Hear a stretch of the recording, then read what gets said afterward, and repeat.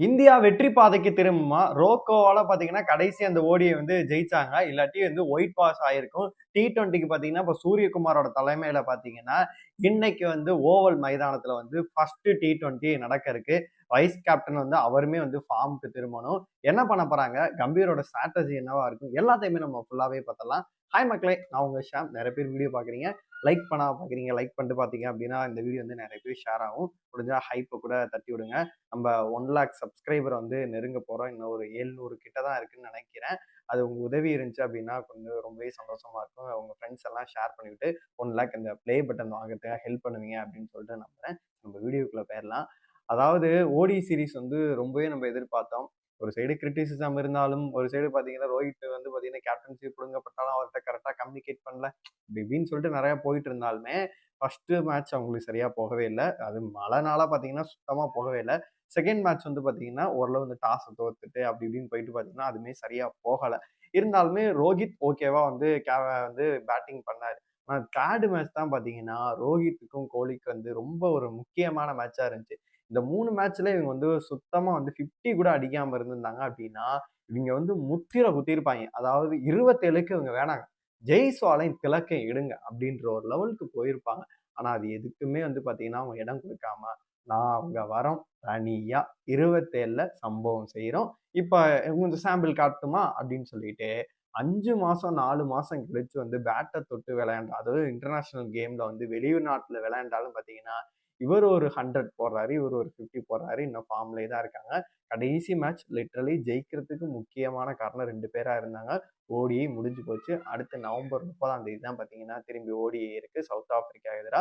இப்ப இந்த மேட்ச் பார்த்தீங்கன்னா, T20 நடக்க இருக்கு. சூரியகுமார் தலைமையில. இன்னும் எவ்வளோ நாள் நான் சூரியகுமார் தலைமையில சொல்லப் போறேன் அப்படின்னு சொல்லிட்டு தெரியவே இல்ல. ஏன்னா, கொஞ்ச நாளைக்கு முன்னாடி நம்ம வீடியோ போடும்போது, நீங்க வேணா பாருங்க, ஓடிஐல ரோஹித் கேப்டன் இருக்க மாட்டாரு அப்படின்னு சொல்லிட்டு நான் வாயெல்லாம் வைக்கல.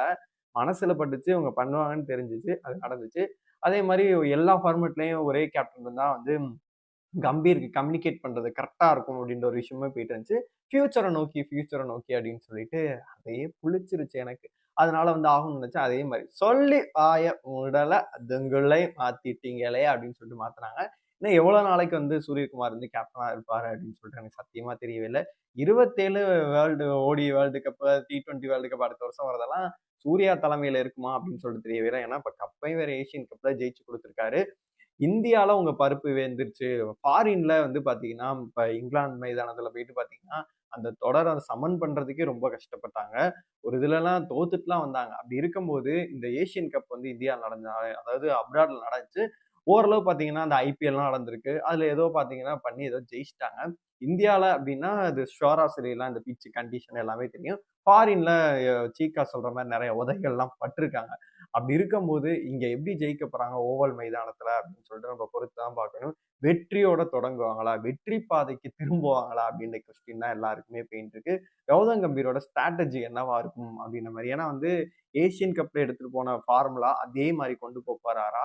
இல்ல எதுவும் சேஞ்சஸ் இருக்குமா? அப்படின்னு சொல்லிட்டு தான் நம்ம வெயிட் பண்ணி பார்க்கணும். ஏசியன் கப்ல எப்படி அப்படின்னு கேட்டீங்கன்னா, குல்தீப், அக்ஷர், வருண் இந்த மாரி பார்த்தீங்கன்னா, ஸ்பின் கூட்டணியோட பார்த்தீங்கன்னா கொண்டு போயிருப்பாரு. அது ஒரு சக்சஸ்ஃபுல் ஃபார்முலாவா இருந்துச்சு. என்ன ஓமன்ட்ட எல்லாம் போயிட்டு திணறிக்கிட்டு இருந்தாங்க. அதுதான் கொஞ்சம் ஜர்க்காவே இருந்துச்சு. அப்படி இருக்கும்போது அதே ஒரு ஸ்குவாட் மாரி தான் இதுவுமே இருக்கு. அந்த இடத்துல பார்த்தீங்கன்னா, இவருக்கு பார்த்தீங்கன்னா, சிவம் துபேக்கு இன்ஜுரி ஆச்சு. இப்ப நிதிஷ்குமார் ரெட்டி கூட இன்ஜுரி ஆச்சு. இவங்களுமே ஸ்குவாட்ல இருக்காங்க. இவங்கலாம் திரும்பி பேக்கா டீமுக்குள்ள வருவாங்களா? இல்ல ரிங்கு சிங்கும் நம்ம துருவ் ஜூரலுக்கும் பார்த்தீங்கன்னா இடம் கிடைக்குமா? அதாவது ஜிதேஷ் சர்மாக்கு இடம் கிடைக்குமான்னு சொல்லிட்டு வெயிட் பண்ணி பார்க்கணும். என்னைய பொறுத்தவரைக்கும் இந்த பிளேயிங் 11 அவங்க பிளான் பண்ணலாம் அப்படின்ற மாரி எனக்கு தோணுது. மேபி வருணையோ, குல்தீப் இந்த மாரி யாராச்சும் ஒரு கேட்டகரிக்கு மேலலாம் உள்ள கொண்டு வந்துட்டு, ஹர்ஷித் ராணா இப்ப சரியான ஃபார்ம்ல இருக்காரு.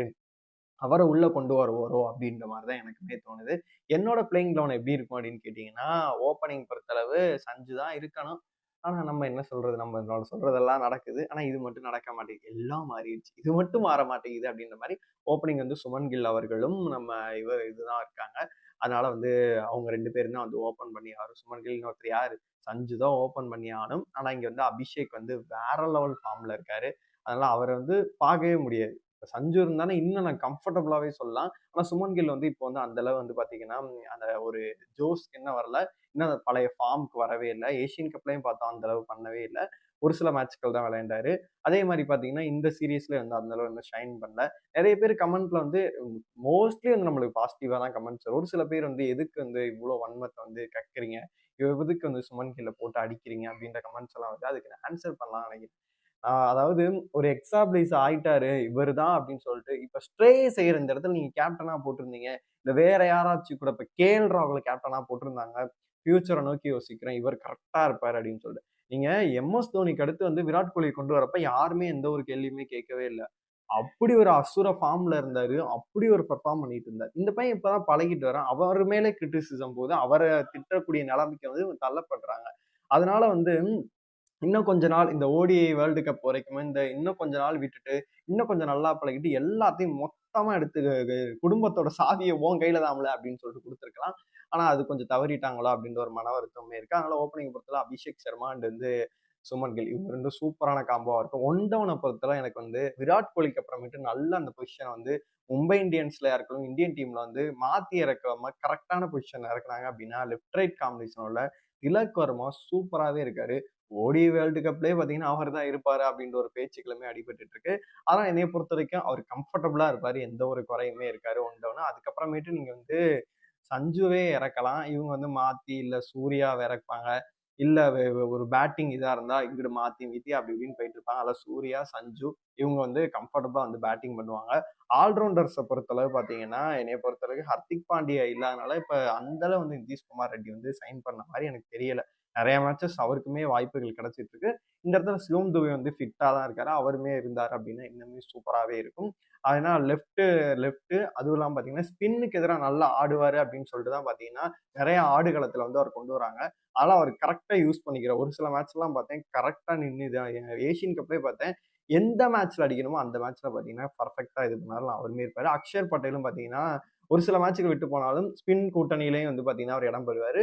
ஒரு சில மேட்சஸ் வந்து பார்த்தீங்கன்னா, பேட்டிங்லயே வந்து நல்லாவே பண்ணி குடுப்பாரு. பவுலிங்க பொறுத்தவரை பூம்ரா இந்த பிராக்டிஸ் வீடியோலாம் பார்க்கும்போது உண்மையிலேயே சூப்பராவே இருக்கு. அதனால வந்து பூம்ரா தவிர்த்து வேற யாருமே இது பண்ண முடியாது. இப்ப இவங்க வந்து ஹர்ஷித் ராணா கொண்டு போவாங்க அப்படின்ற மாரி தான் எனக்குமே தோணுது. அதனால என்னைய பொறுத்தவரைக்கும் பேட்டிங் பொறுத்தளவு இந்த காம்பினேஷன் இருக்கும். பவுலிங் பொறுத்தளவு குல்தீப் அண்ட் வருண் இவங்களோட கூட்டணி இருந்துச்சு அப்படின்னா, கண்டிப்பா ஏசியன் கப்ல எந்த அளவு தாக்கத்த ஏற்படுத்துனாங்களோ இங்கேயுமே ஏற்படுத்துவாங்க. ஃபாஸ்ட் பவுலர பொறுத்தளவு பார்த்தீங்கன்னா, ஹர்ஷ்தீப் சிங் அண்ட் பார்த்தீங்கன்னா பூம்ரா இவங்க இருந்தாங்க அப்படின்னா நல்லாவே இருக்கும் அப்படின்னு சொல்லிட்டு தான் எனக்கு தோணுது. இந்த பிளேயிங் லெவனோட போனா சூப்பரா இருக்கும். ஆனா இதுல ஒரு சில சேஞ்சஸ் வந்து கண்டிப்பாவே இருக்க தான் போகுது. யார் யார சேஞ்ச் பண்றாங்க அப்படின்னு சொல்லிட்டு நம்ம வெயிட் பண்ணி பார்க்கலாம். அது மட்டும் இல்லாம பார்த்தீங்கன்னா, ஆஸ்திரேலியா பொறுத்தளவு டிம் டேவிட் வந்து நம்ம பார்த்திருந்தோம். ஐபிஎல்லே வந்து நல்ல ஒரு பலமா இருந்தாரு. நல்ல ஒரு அசெட்டாவே வந்து பார்த்தீங்கன்னா, நம்ம ஆர்சிபிக்கு இருந்தார். அதனால இந்த இடத்துல வந்து அவரு மிகப்பெரிய ஒரு தாக்கத்த ஏற்படுத்துவாரு. அது மட்டும் இல்லாம மார்க்கஸ் ஸ்டாயினஸும் எடுத்துட்டு வராங்களா அப்படின்னு சொல்லிட்டு தெரியவே இல்ல. யார் யார் அவங்க சைடும் பார்த்தீங்கன்னா, எங்க சைடு இவுகன்னா, அவங்க சைடு அவுக அப்படிங்கிற மாரி அவங்களுமே செம்ம ஃபார்ம், செம்ம பலத்துல தான் இருக்காங்க. என்னைய பொறுத்தவரைக்கும் டஃப் ஃபைட் இருக்கும். இந்தியா வந்து தோல்விக்கான வாய்ப்பு வந்து என்னைய பொறுத்தவரைக்கும் ரொம்பவே கம்மியா தான் இருக்கு. ஏன்னா, அது செம்ம டீமா இருக்கு. எந்த ஒரு கம்ப்ளைண்ட்டும் இல்ல. சூப்பராவே தான் இருக்கு பிளேயிங் 11 பொறுத்தளவு. ஆஸ்திரேலியாவும் வந்து டஃப் ஃபைட் தான் குடுப்பாங்க. டாஸ மட்டும் ஜெயிக்கணும். அதுதான் நம்ம வேண்டிக்கிட்டு இருக்கணும் அப்படின்ற மாரி தான் எனக்குமே சொல்ல தோணுது. உங்கள பொறுத்தவரைக்கும் இந்திய அணி ஜெயிக்கிறதுக்காக என்ன ஸ்குவாடோட போற மாரி இருக்கும்? உங்களோட கருத்துக்கள் எல்லாத்தையுமே கமெண்ட் பாக்ஸ்ல சொல்லுங்க.